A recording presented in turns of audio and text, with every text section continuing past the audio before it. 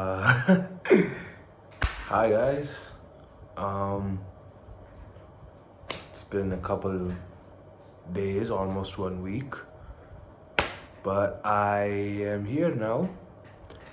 As I said, I'm gonna be more consistent on this channel, the best possible.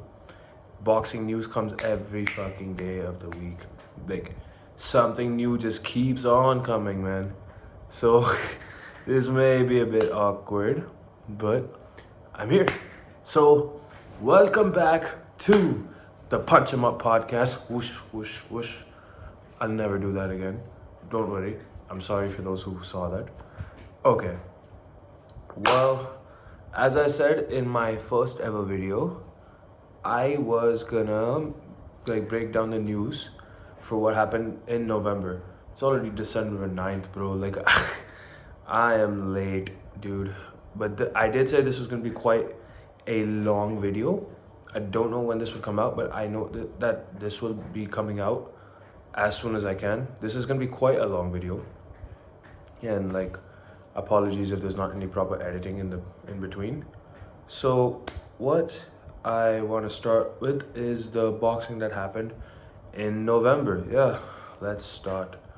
Where do we start? I guess we should start with November 15th, which was Eubank Jr.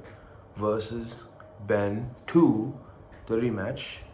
And I initially thought that Chris Eubank Jr., like the first fight, would be like more aggressive since he brought was it Bomac, which is Terence Crawford's trainer. Yeah, Terence Crawford's trainer. He brought Bomac in, and I thought that okay, maybe that fight clearly took a lot out of him. That first fight was something, man, bro. I that might be my fight of the year. To be fair, I'll be doing my fight of the year soon. But anyway, so that took a lot out of Chris Eubank Jr. and clearly he was dehydrated. So I thought due to the adjustments he made with the experience, the size, the reach, the height, everything was in his favor except for that rehydration clause, which I freaking hate in boxing. That should never be the case. If you guys didn't know, Eubank Jr. versus Ben was signed for a 2-fight deal for April as well as November. The first fight in April, second fight being in November. And the contract stipulations were 160 pounds.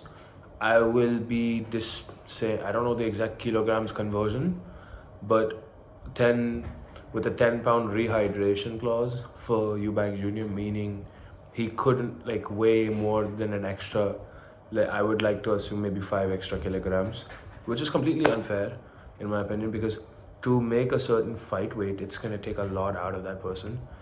And it showed in the rematch. Conor Benn just outboxed him, man. It was a pure masterclass, and all he did was go in and out. I'm not a boxer myself, but he just went in and out. He just was in and out, used that jab, which was lightning fast. I really enjoyed that jab from Conor Benn, which he wasn't reckless like he was in the first fight, which that recklessness from Conor Benn played into Chris Eubank Jr.'s advantage. And that was the story of the fight for the second fight, which was Conor Benn just outboxed him. And Eubank Jr. couldn't have any response for that because he's not really much of a boxer. He's more of a fighter. In the consensus of he's not the high level IQ people like Crawford or Usyk or Inoue or something like that. You can say he's more of a brawler, or like an aggressive kind of boxer, if you like to say. And he just struggled with the boxer in Conor Benn, and that 12th and final round, I thought they were gonna wave it off when he got dropped twice. When that was all she wrote, man. So it was just, yeah, it was masterclass from Conor Benn. He went up 2 weight divisions from 147 to 160, beat the bigger guy. And now we have to wait and see what is next for him. I'm hoping that His Excellency Turki Al Sheikh, shout out to him and Riyadh season, they are thinking to have Conor Benn fight Ryan Garcia, excuse me, for in case Ryan Garcia beats Barrios on February 21st. They want to make Ryan versus Conor Ben for Cinco de Mayo weekend, May 2nd, which is gonna be fucking cool, man. That would be for the WBC welterweight title. Welterweight is nothing but 147 pounds, and I'm not too sure on the kilogram conversions and all those things. Like I have to quickly study that sometimes, but that's what I'd like to see next. As for Eubank Jr., I mean, I don't know, bro. I'll be real. Like, it was like I didn't like seeing him in that situation. To be fair, I mean, he had 50 Cent walk him out. Like, not a lot of people have 50 Cent walk him out, which was pretty dope. But that's completely irrelevant to the way he fought. I did see on Instagram or social media that he was facing a lot of health issues. So yeah, I don't know. I mean, the Canelo fight is kind of out of reach now. It was maybe a possibility if he had won. Nah, I think he'll get smoked by Canelo personally. Like, it's good money, don't get me wrong. I mean, if it's about the money for him, which clearly he had never really, according to my eyes and to many people's eyes. And this, I'm speaking on behalf of my opinion. I don't take other people's opinions.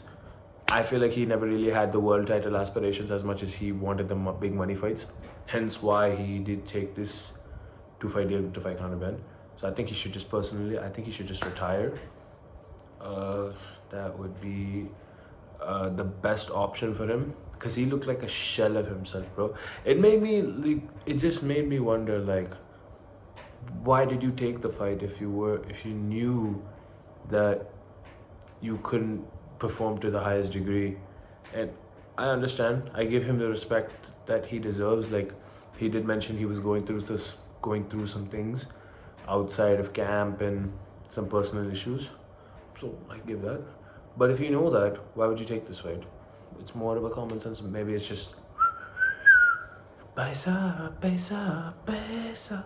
I'm never gonna do that again. So I'm just saying that's what I think it is. Now, let's fast forward to November 22nd, which was I liked that card. That was a good card, bro. I enjoyed that a lot. Which is the headliner was David Benavidez versus Anthony Yard. Co-main event was Devin Haney versus Brian Norman Jr.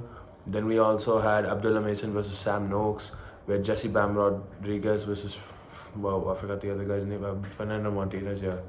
Something like that. Please excuse me if I forgot the name. I guess, where do I start? Bottom to up. Wow. Abdullah Mason, bro. He is the next best thing. I posted on my story at that time when I was watching. Like, he killed it, bro. That was a scrap and a half. Like, bro, he put on a show. Sam Noakes, man, what a fucking warrior. I take nothing away from him because that was a war. I enjoyed every minute of it.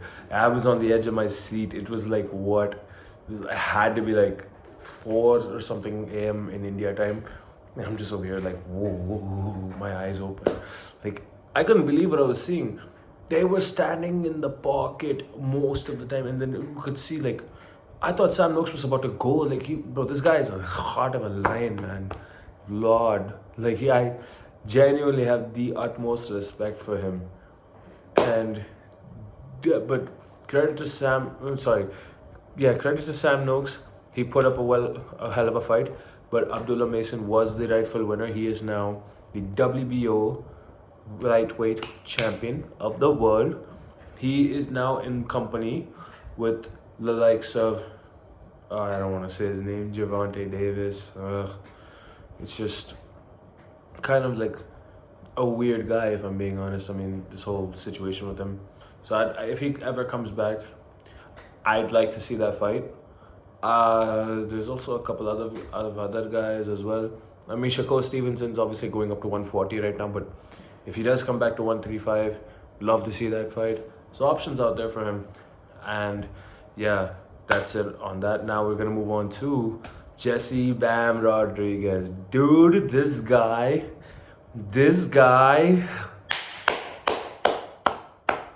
like, dude, he is something special, yeah. Like, I genuinely believe it. Like, I remember I watched the, what do you call?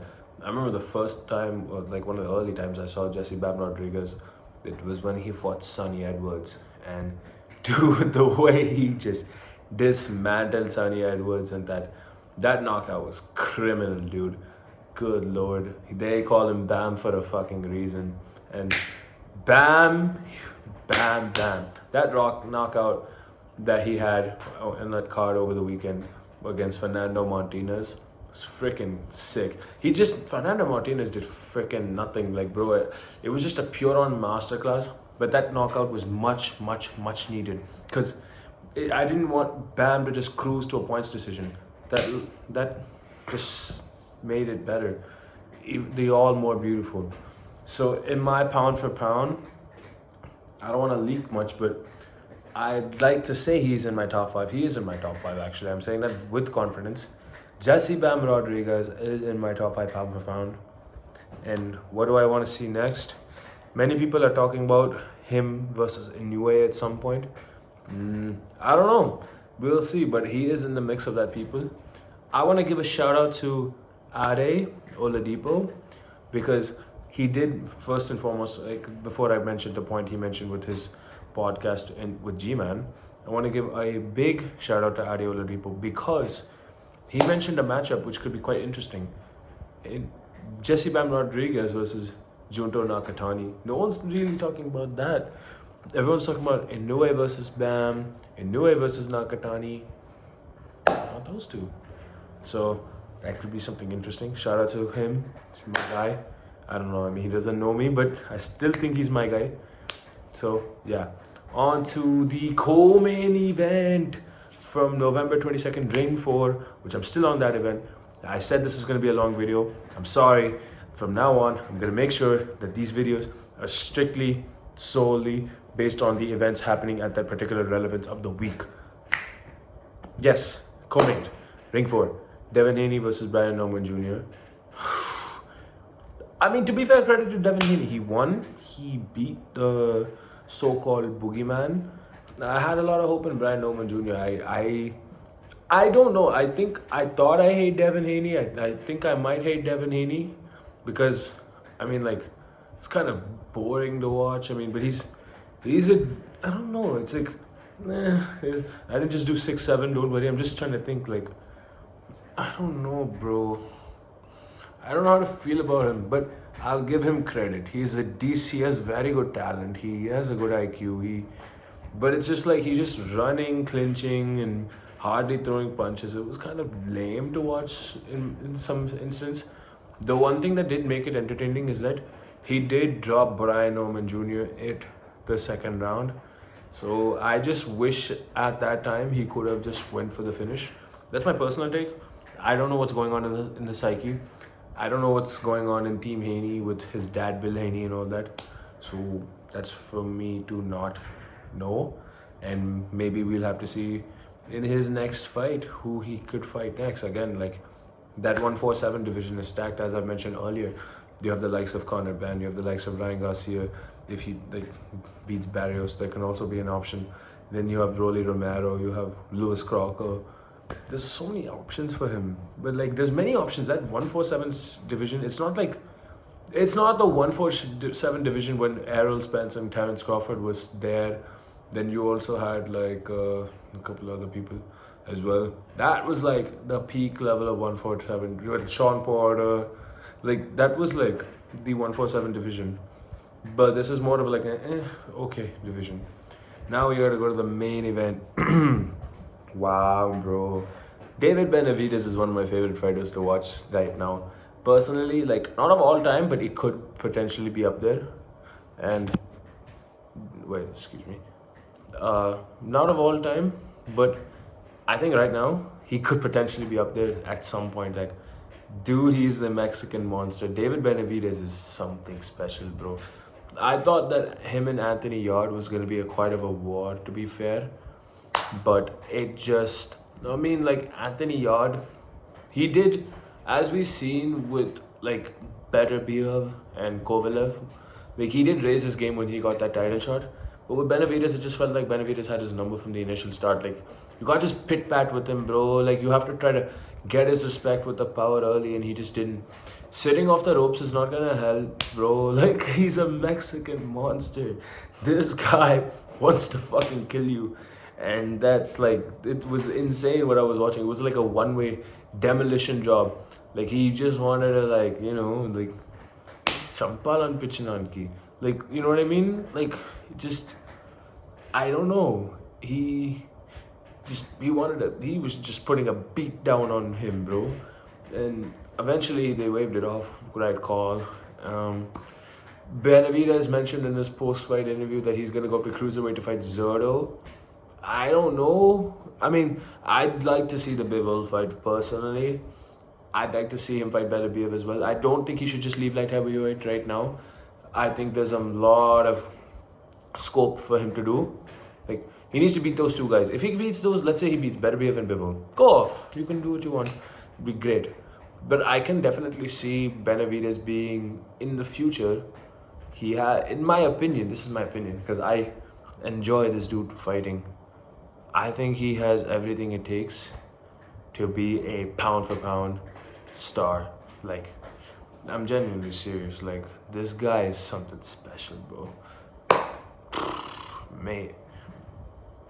Alright, now we gotta go to the last topic for the November month, which is Ben Whittaker making his Matchroom debut. It's against Benjamin Gavazi. As expected, what he should have done. Now we want more, bro. Eddie Hearn, deliver. Deliver for me, bro. Eddie, deliver, bro. Like, I know you don't know me, but come on, just deliver. Give me something special with this guy. I believe in him. I know. None of this more gimmick, stupid fights, random people fights. I want a proper domestic dust-up with him. Give me a Dan Aziz versus a Craig Richards winner, bro. Give me that. This New York fight can wait, man. You can wait. He already has the fan base in US. Do one thing. My advice, I'm talking to Eddie. What am I doing? I'm talking to Eddie as if he might know me. But this is what I think what we should do with Ben Whittaker. That was a great performance against someone we don't know. Like, you were supposed to do that. And he did. And I'm glad it didn't go any longer. That was a great knockout from Ben Whittaker, though. Ben Whittaker is he reminds me of Prince Naseem Hamed. Like, when I watched a lot of Prince Naseem Hamed fights, like, it just gives me that kind of energy. Like, I'm a big fan of Prince Naseem Hamed. Like, he is like my favorite boxer of all time. So it's nice to see that. And I want to see Ben Whittaker go up the levels more. I know that will happen. And yeah, that's what's the thing. Okay, people. This is my November recap for boxing. I'm not going to be doing any more of these recap for a whole month. And we are going to be going further and further. I'm going to be talking more. I'm going to probably make a video maybe tomorrow and upload. And I will see you on the next one.